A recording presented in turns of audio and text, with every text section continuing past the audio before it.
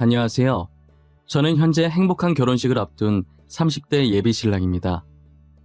누군가를 만나 새로운 가정을 이루기 위한 도약인 결혼식을 코앞에 두고 있다 보니 만감이 교차하고 평소에 하지도 않던 여러 가지 생각들이 불쑥불쑥 튀어나오기 시작하더라고요. 인생을 살면서 많은 일이 있었지만 그 중에서도 어릴 때 있었던 일들이 자꾸 생각이 났어요. 제 성격이 밝은 편이라 다들 제가 인생을 아무 걱정 없이 순탄하게만 살아온 줄 아세요. 학벌도 좋고 번듯한 직업에다 매사에 웃는 얼굴을 띠고 있으니 그런 오해들을 많이 하시곤 했죠. 눈에 보이는 게 전부가 아닌 것처럼 저 또한 겉모습에서 보이는 것이 전부가 아니에요. 저도 어릴 적 다른 친구들이 겪어보지 못했을 많은 것들을 겪어오며 이 자리까지 오게 된 거죠. 당시엔 엄청 힘들었지만 커서 이렇게 돌이켜보니 만약 그때가 없었다면, 정말 순탄하게만 자라왔다면 제가 이렇게 잘 자랄 수 있었을까 싶은 생각이 많이 들어요. 저를 반듯하게 클 수 있게 만들어준 저의 어릴 적 추억들을 이곳에 잠시 꺼내보려고 합니다. 저는 부유하지도 그렇다고 가난하지도 않은 지극히 평범한 가정 속에서 자랐어요. 어머니와 아버지는 가족밖에 모르시는 분들이셨고 늘 사랑으로 저를 보살펴 주셨어요. 저희가 부자는 아니었지만 넘치는 정으로 마음만큼은 누구보다도 부자였던 가족이었죠. 그렇게 사랑이 넘치고 웃음이 끊이질 않던 저희 사이에 금이 가기 시작한 건 제가 초등학교 5학년이 됐을 무렵 익명의 누군가로부터 온 우편 때문이었어요. 당시 저는 방 안에서 자고 있었는데 아침부터 거실에서 어머니 목소리가 크게 들리더라고요. 평소 부모님께서 잘 싸우지도 않을 뿐더러 어머니가 화내시는 경우가 극히 드물거든요. 그래서 저는 소리 지르는 어머니의 목소리에 놀라서 자다가 거실로 뛰쳐나갔어요. 어머니 발밑에는 서류 봉투가 떨어져 있었고 어머니 손에는 사진 몇 장이 쥐어져 있었어요. 어머니는 손에 든 사진을 흔들면서 아버지께 따지고 계셨어요. 당신, 이게 뭐예요? 이 사진들. 이거 다 뭐냐고요? 옆에 있는 이 여자는 누구예요? 당신 설마 그동안 딴 년 만나고 다녔던 거예요? 그래, 맞아. 안 그래도 나 당신한테 이혼하자고 말하려고 했어. 어떻게 말해야 하나 고민하던 찰나였는데 잘 됐네. 이렇게 알게 된 거 우리 이혼하자. 진짜 미쳤어요? 저 절대 이혼 못해줘요. 내가 누구 좋으라고 이혼해줘요? 당신 지금 제정신 아니야. 미쳐도 단단히 미쳤어. 어떻게 나한테 이래? 어떻게? 우리 더 이상 재질 끌지 말고 그냥 깔끔하게 이혼 도장 찍자. 계속 이렇게 살아봤자 서로한테 좋을 것 없잖아. 안 그래? 아니요. 전 절대 이혼 못해요. 나 버리고 딴 년이랑 잘 사는 꼴? 저 절대 못 봐요. 저랑 살기 싫으면 그냥 당신이 이 집에서 나가요. 나가는 건 안 말릴 테니까. 아버지는 어머니의 말이 끝나기 무섭게 안방에 가서 짐을 챙기더니 그대로 집을 나가시더라고요. 제가 당시에 아무리 어린 나이였다지만 아버지께서 저와 어머니를 버렸다는 걸 모를 수가 없었어요. 어머니께서는 아버지가 짐을 싸서 나가는 뒷모습을 보다가 문이 완전히 닫히고 나서야 들고 있던 사진을 내팽개치고 그 자리에 주저앉아 엉엉 우셨어요. 저는 도대체 무슨 사진인가 싶어 바닥에 떨어진 사진을 조심스럽게 제 쪽으로 끌어당겨서 봤는데 남자 한 명과 여자 한 명이 마주보고 앉은 게 아니고 나란히 앉아있는 그런 사진이더라고요. 그렇다고 그 두 사람 앞에 다른 사람이 앉아있거나 그런 것도 아니었어요. 저는 왜 저렇게 앉았는지 조금 특이하다고 생각했고 이게 진짜 불륜이 맞나 의심이 들었어요. 왜냐면 뒷모습만 찍혀서 여자 얼굴은 보이지가 않았고 아버지 얼굴만 비스듬하게 보였었거든요. 그런데 살짝 보이는 아버지 표정이 연애하는 사람치고는 그리 밝지도 않았어요. 하지만 아버지가 직접 그렇다고 하니 바람 피운 게 맞는 거겠지 했어요. 아버지는 그렇게 집을 나간 뒤로 끝까지 저희 곁에 돌아오지 않으셨어요. 어머니는 아버지가 바람나서 도망간 이후로 늘 술만 마시며 세월을 보냈어요. 저희 가정은 그날 이후로 웃음소리는커녕 평범한 대화 소리도 들리지 않게 되었죠. 어머니가 술잔을 기울이는 소리와 흐느끼는 소리만 집안을 가득 채울 뿐이었어요. 술만 드시는 어머니는 하루하루 말라가기 시작하셨고 저는 그런 어머니가 걱정되기 시작했어요. 제게 남은 건 이제 어머니뿐인데 어머니마저도 제 곁을 떠날까봐 많이 무서웠죠. 아버지는 이렇게 가정을 풍비박산으로 만들어 놓고 집을 나갔으면 잘 살기라도 하던지 어떻게 부고 소식으로 저희에게 찾아올 수 있을까요? 언젠간 다시 돌아오겠지. 언젠간 예전처럼 살 수 있겠지 하는 제 기대를 완전히 밟아버리고 싸늘해진 몸으로 저희 앞에 돌아온 아버지가 너무 원망스러웠죠. 어머니는 핏기 없는 아버지를 보며 마누라 자식 버리더니 잘 됐다고 꼴 좋다고 마음에도 없는 소리를 하시다가 결국 눈물을 보이시고 말았어요. 의사 선생님이 말하길 아버지의 사망 원인은 혈액암이었어요.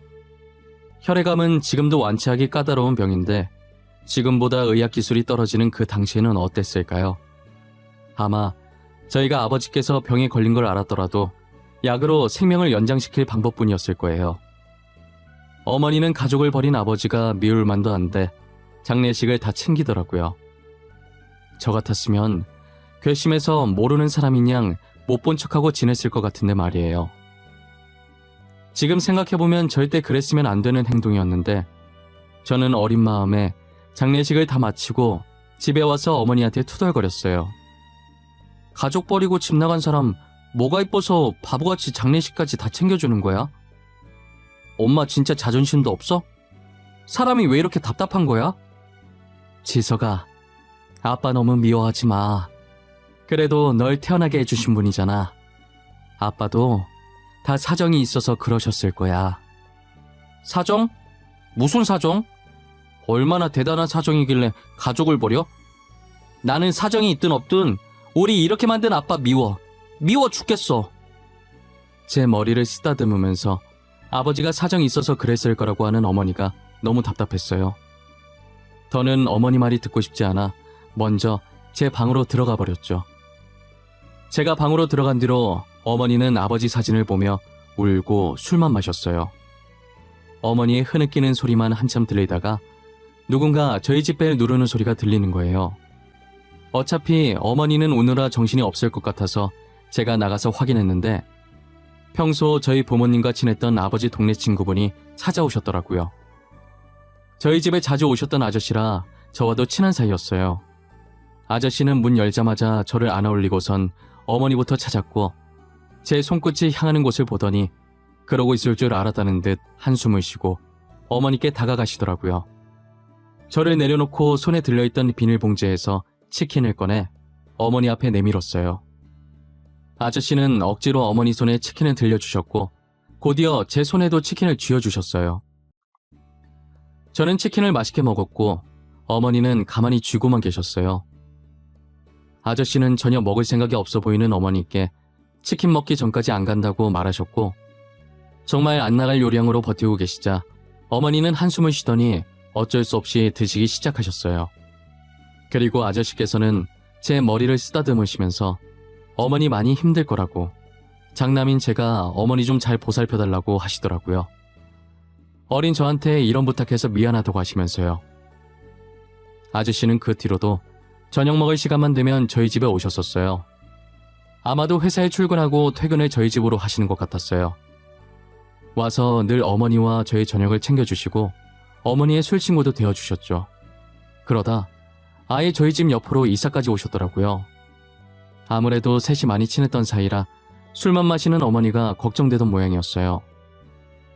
그래도 아저씨가 계속 어머니 상태를 확인해 주시는 덕분에 어머니는 술을 많이 줄이셨고 제가 학교 가고 없는 동안에 혼자서 밥도 드시기 시작하셨어요.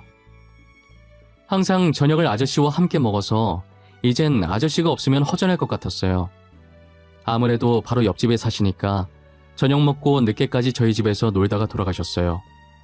그리고 어머니께 저를 봐서라도 정신 차리고 새 출발하라는 조언도 잊지 않으셨죠. 어머니께서는 아저씨의 잔소리가 듣기 싫어서라도 일을 해야겠다며 일을 다시 시작하셨고 아저씨는 늘 어머니와 제 옆에서 지치지 않게 응원해 주셨어요. 그리고 아버지가 없던 제겐 늘 아버지와 같은 존재였던 분이셨죠.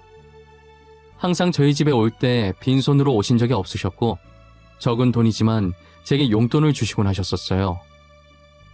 학교를 다니면서 아버지가 필요한 순간이 찾아오면 언제나 아저씨께서 아버지 대신 나타나 주셨죠. 학생 때는 나쁜 일이 아니더라도 운동회라든지 진학상담이라든지 여러 가지 이유로 학교에 부모님께서 꼭 오셔야 하는 상황들이 생기잖아요.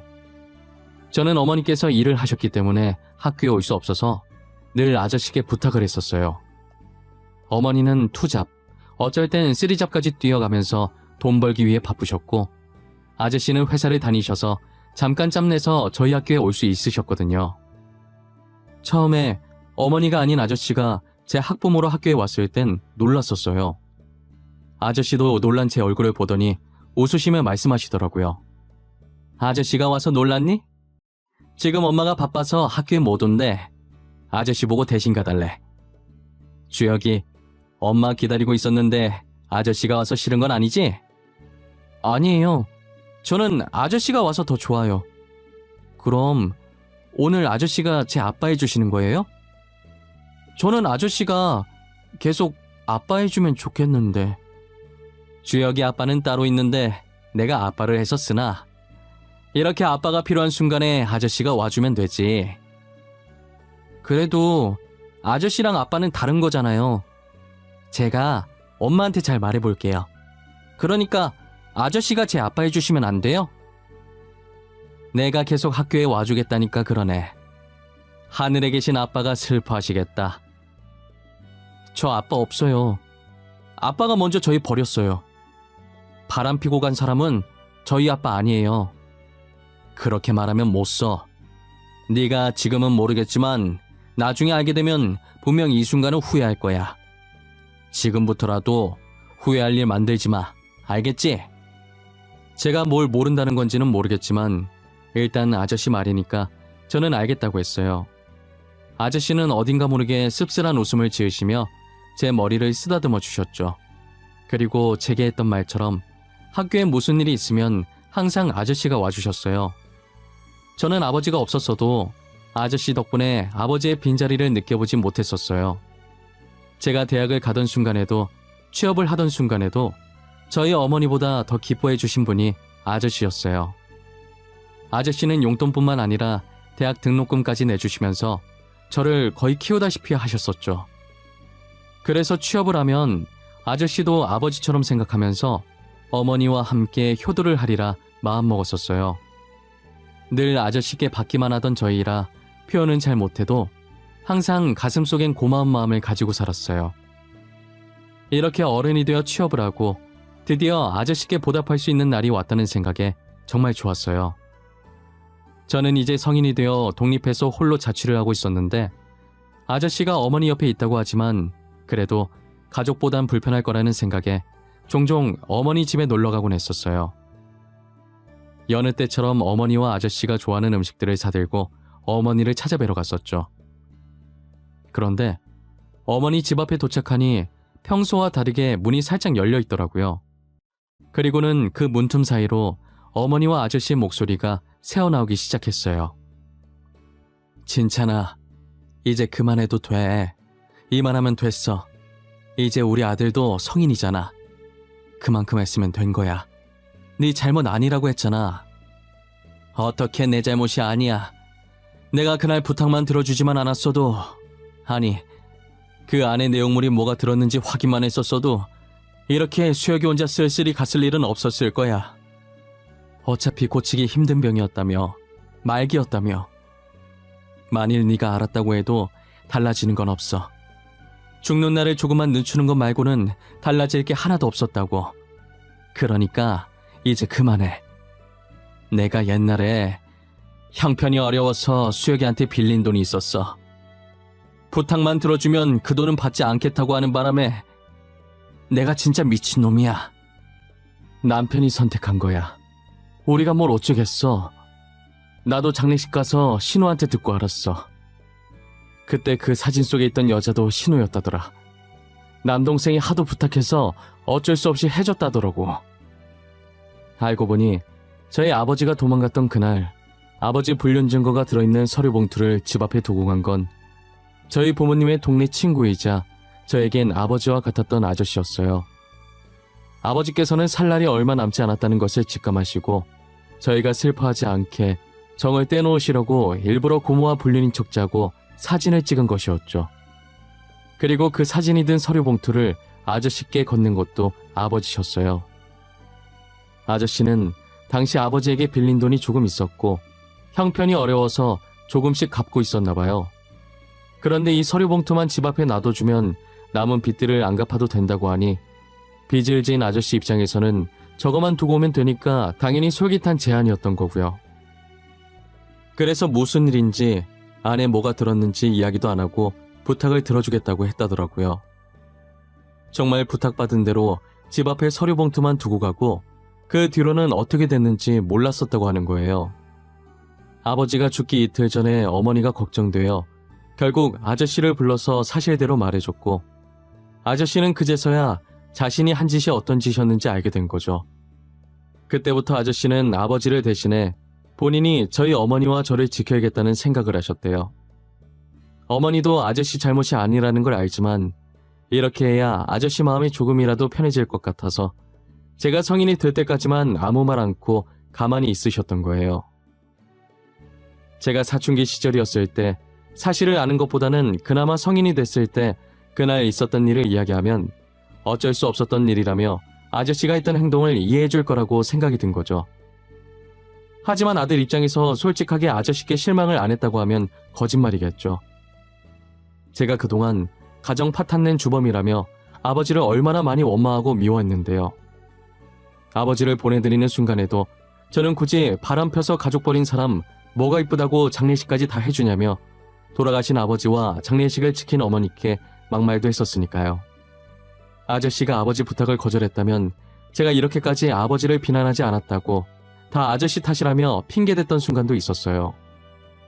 하지만 이미 아버지는 돌아가셨고 더 이상 제 곁에 없으시니 원망해봤자 늦은 거죠. 그리고 아저씨께서 늘 아버지를 대신해온 노력을 알기에 모질게는 못하겠더라고요. 아저씨도 그동안 저희 보면서 아버지가 떠올랐을 텐데 얼마나 힘드셨겠어요. 저는 아저씨도 참 불쌍하고 당시의 아저씨 입장을 생각해보면 빚진 입장에서 뭘 못하겠어요. 아저씨로서는 어쩔 수 없는 선택이었다고 생각했죠. 시간을 되돌릴 수도 없는 노릇이니 이 상황을 인정하기로 한 거예요. 지금까지 저와 어머니 곁에서 남편과 아버지 노릇을 해온 노력들은 거짓이 아니었으니까요. 아직도 아저씨가 아버지 같다는 마음은 변함이 없었어요. 제가 모든 사실을 알게 된 지 얼마 지나지 않아 어머니께서는 간암 진단을 받으셨어요. 아버지께서 돌아가시고 줄곧 입에 술을 달고 사셨으니 간에 탈이 안 나면 이상한 거죠. 간이식밖에 답이 없을 정도로 상황이 좋지 않았어요. 제가 간을 드리려고 해도 어머니는 받을 생각을 하지 않으셨죠. 저와 어머니께서 간이식으로 한참 다투고 있을 때 간 기증자가 나타난 거예요. 어머니는 간 기증자가 전 줄 알고 제 등짝을 때렸고 놀란 간호사는 아드님 아니라고 다른 기증자가 나타난 거라고 저희 어머니를 말리기 시작했어요. 간호사 말을 듣고는 어머니께서 멋쩍은 미소를 지으면서 머리를 긁적이시더라고요. 그리고 과일을 들고 뒤이어 들어온 아저씨는 간 기증자 소식을 듣고 좋아했어요. 간 기증자가 나타났다고? 이렇게 빨리 나타날 줄은 몰랐는데 다행이다. 정말 다행이야. 수술은 빨리 해야 되고 우리 간은 안 받겠다고 난리치는 통에 내가 얼마나 걱정했는지 몰라. 내가 너네 간 안 받겠다고 난리쳐서 다행이지. 이렇게 금방 기증자 나타났는데 굳이 왜 너네 간을 받아? 너네라도 튼튼한 간으로 건강하게 살아야지. 그래, 우리 간 지켜줘서 너무 고맙다. 네 덕분에 건강하게 살겠어 아주. 얼른 수술받고 괜찮아져야 될 텐데. 수술하고 나서는 술 먹지 마. 알겠어? 당연히 그렇게 해야지. 나 이제부터 술 아예 입에도 안 댈 거야. 우리 아들 결혼하는 거 보고 죽어야 되니까 이제부터라도 간 건강 열심히 챙겨야지. 맞다. 너 수술하는 동안 나는 옆에 못 있어주겠네. 급하게 출장이 잡혀서 일주일간은 못 올 거야. 보고 싶다고 울고 있지 말고.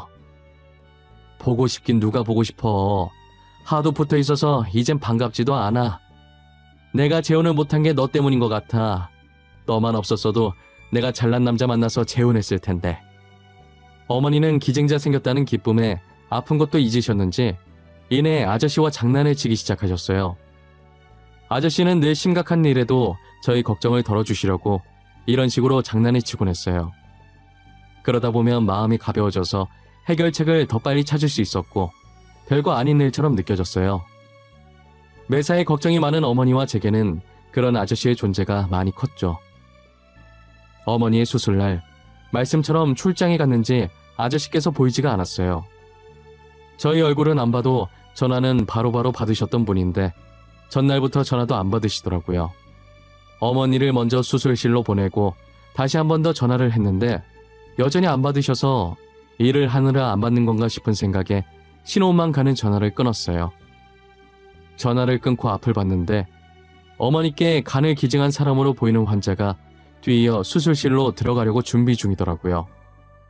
저는 무심결에 침대 위에 환자 얼굴을 쳐다보게 됐는데 굉장히 낯익은 얼굴이 침대에 누워있는 거예요.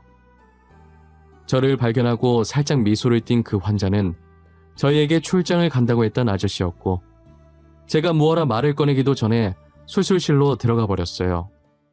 간을 안 받겠다고 난리치는 어머니 몰래 아저씨께서 간 검사를 받고 익명으로 간 이식을 해주신 거죠. 아저씨는 아버지께 진 빚을 갚기 위해 저희 옆에 붙어 계셨지만 저희를 향한 마음은 자신의 간까지 망설임 없이 내어줄 만큼 진심이셨어요. 다행히 두 분의 수술은 성공적으로 끝났고 회복도 빠르고 좋았어요. 어머니께서는 나중에 아저씨께서 간을 기증해 주신 걸 알고서는 간호사에게 간을 다시 꺼내달라는 말도 안 되는 소리를 하셨고 아저씨는 기가 찬다는 표정으로 보고 계셨어요. 그 모습을 가만히 지켜보는데 어머니도 혼자시고 아저씨도 결혼을 안 하셔서 혼자라 남은 인생 두 분이서 이렇게 장난도 쳐가면서 같이 지내면 어떨까 싶더라고요.